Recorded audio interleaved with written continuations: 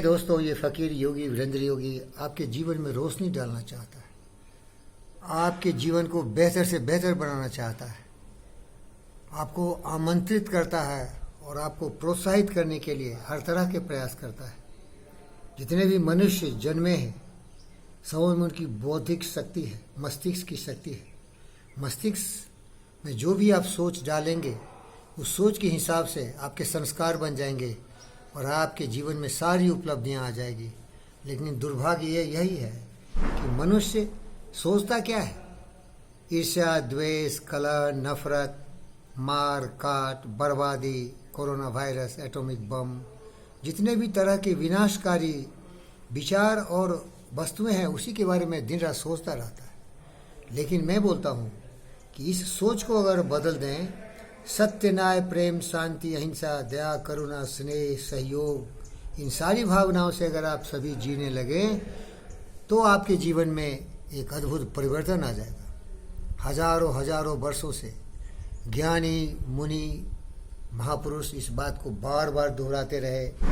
खास के हमारे गौतम सिद्धार्थ बुद्ध ने इसको सच्चाई के साथ और बिल्कुल मुस्तैदी चुस्ती के साथ लोगों के सामने रखा। लेकिन किसको इस बात की ज़रूरत है कि दुनिया में शांति हो?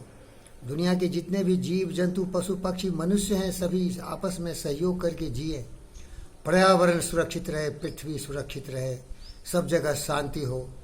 किसने सीखा तो यही है कि हमारा धर्म दुनिया में राज करे, और इसके लिए बचपन से ही उसे ऐसे दुष्ट विचारों से प्रेरित करते हैं, मारो, काटो, हत्याएं करो, और वही बाद में चल के दुनिया का सबसे भयानक जानवर बन जाता है मनुष्य की शक्ल में। उसे हम दहशतगर्द बोलते हैं, आतंकवादी बोलते हैं और उसे टेररिस्ट कहते हैं। और उसका परिणाम तो देख ही रहे हैं, पूरी दुनिया में ये दहशतगर्द लोग क्या मचा रखे हैं। हर जगह खून खराबा हो रहा है, हत्याएं हो रही है। प्यारे दोस्तों, ये तो एक अति है, ये तो बिल्कुल एक सीमाओं को पार करके दुष्टों ने धर्म को अपना आगार बना लिया है। धर्म की ओछ में, धर्म के पीछे छिप के लोगों को बर्बाद कर रहे हैं, और जनसंख्या भी ये खूब बढ़ा रहे हैं। इनका मतलब है कि इस धर्म के लोग ही पूरे विश्व में राज करें।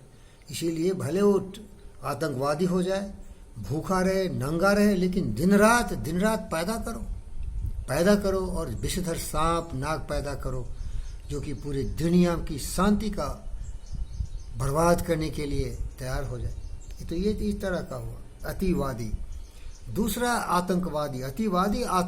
दूसरा होता है सेकेंड ग्रेड, दूसरे ग्रेड का लोग होता है जो कि प्रजातंत्र का मजाक उड़ाता है। भाई, प्रजातंत्र है जिसमें लोगों के लिए, लोगों के द्वारा, लोगों के सहयोग से हम अपनी सरकार चुनते हैं।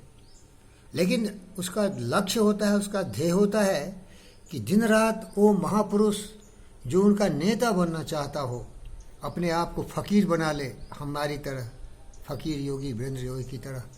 उसका हर धड़कन दिल का और हर सांस, हर जीव जंतु, पशु पक्षियों, मनुष्य के लिए धर के हम रहें न रहें, मेरे देश के जीव जंतु, पशु पक्षी और मनुष्य, बेटी और बेटे, बहन और भाई जी, निस्वार्थ भाव से सेवा करने की भावना से आनी चाहिए। लेकिन वो गद्दार जितने भी राजनीतिक दल में आते हैं, वो वंशवाद, जातिवाद, धर्मवाद, परंपरा से चलाने वाले जो जितने भी डायनेस्टी हुए, वंश हुए, उसी पद्धति पर देश को नियंत्रित करना चाहते हैं, शासित करना चाहते हैं, और बार बार सत्ता में भी आ जाते हैं। और उसका एक ही कारण है कि हमारे देश की जनता इतनी मूर्ख है कि प्रलोभन में आ जाती है, क्योंकि वो भी तो लोभी है ना, वो भी तो अज्ञानी है, वो भी तो मूर्ख है, वो भी तो दुष्ट है। वही जाके कल नेता बनेगा तो उसमें विचार कहाँ है फकीर योगी वीरेंद्र योगी का और बुद्ध का? सारे भ्रष्ट है, मूर्ख है, अज्ञानी है। इसीलिए तो देश हमारा तरक्की नहीं कर पाए।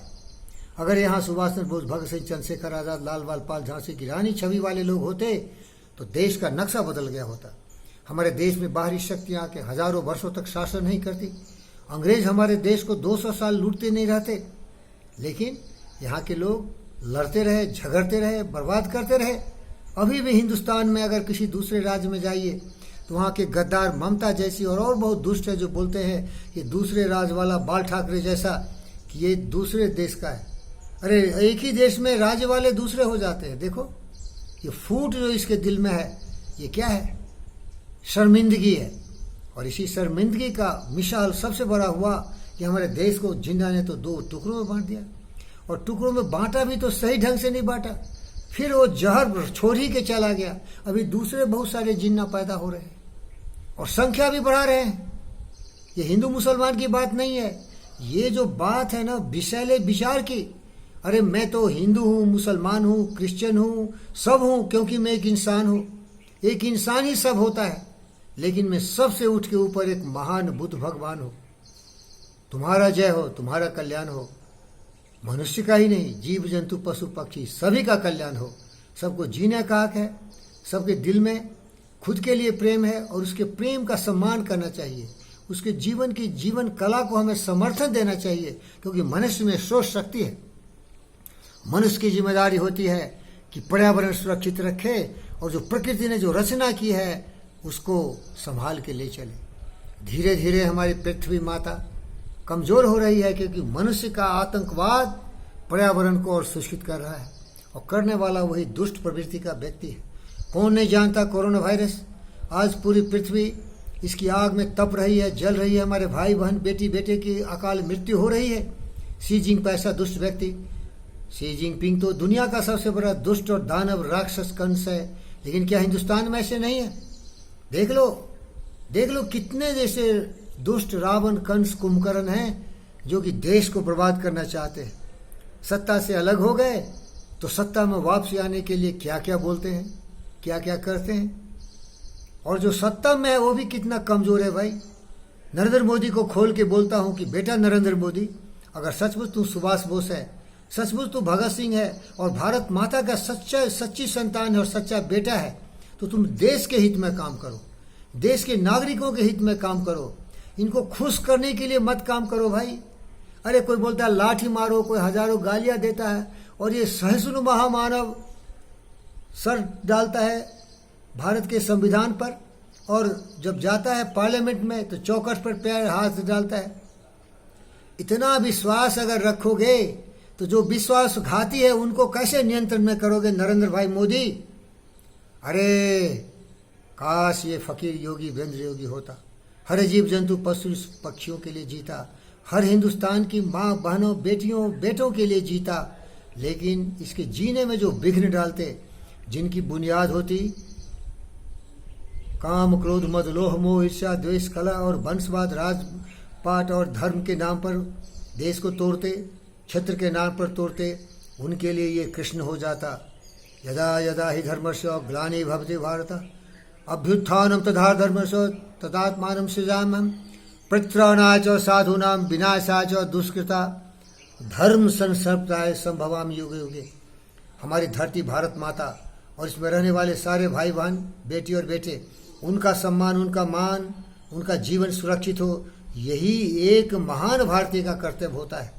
और इसमें जो भी विघ्न डालता हो, जो भी गद्दार दुष्ट देश तोड़ने की बात करता हो, बेलगाम बात करता हो, जो बिल्कुल देश के हित में नहीं हो, अरे उस जवान को लगाम लगाना पड़ेगा नरेंद्र भाई। लेकिन बहुत दुख के साथ कहता हूँ, आप बड़े अच्छे लोग हैं भाई। Too much of a thing is good for nothing. इतना अच्छा बनोगे भैया तो हिंदुस्तान नहीं संभाल पाओगे। तुम्हें धक्के मार के वोट खरीद लेंगे और फिर पावर में आ जाएंगे और देश को फिर से गुलाम बना देंगे। इसीलिए किसी ने कहा और आपने गाया उसको, देश नहीं बिकने दूंगा, देश नहीं मिटने दूंगा। ए माँ तुझे मेरी कसम, तुझे मेरी कसम, मैं तेरी सच्ची संतान हूँ। आओ नरेंद्र भाई मोदी, सख्त हो जाओ डायमंड की तरह और ये गद्दारों का जवान पर लगाम लगा दो। अगर कोई भी देशद्रोही की बात करता है तो 1 घंटे में इसका न्याय हो जाए और उससे सबक सीखेगा वह ज्ञानी जनता। और स्कूल कॉलेजों में बच्चों को देशभक्ति की गाथा सुनाओ। जाति धर्म मजहब क्षेत्र सबसे ऊपर उठ के एक महान भारतीय का छवि वाला व्यक्ति, वो किसी भी जाति धर्म मजहब का हो, वो हिंदुस्तानी होगा, वो भारत की सही संतान होगा और भारत माता की सेवा में अपने जीवन को समर्पित करेगा। उसके नस नस में, उसके दिमाग के हर हर जंतु में, तंतु में, कण कण में जो जहर घोला जाता है, उससे इस मानवता को मुक्ति दिलाओ।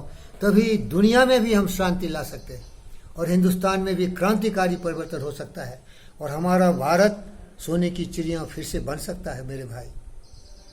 इसके लिए बहुत ही साहस की आवश्यकता है जो इस फकीर योगी वीरेंद्र योगी में है। और याद रखना, हमारा दोस्त चार्ल्स डार्विन कह के गया, सर्वाइवल ऑफ द फिटेस्ट।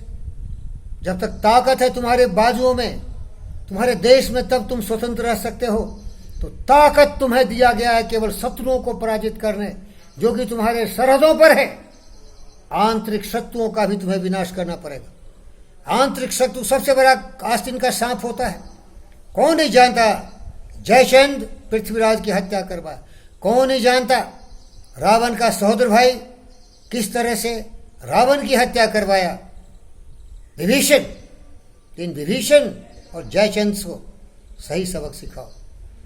देश का शासक वही हो सकता है जो कि मानवता के लिए जिए, देशवासियों के लिए जिए, हर भाई बहन, बेटी बेटों के लिए जिए, अपना निस्वार्थ सेवा करे। धन्यवाद प्यारे दोस्तों।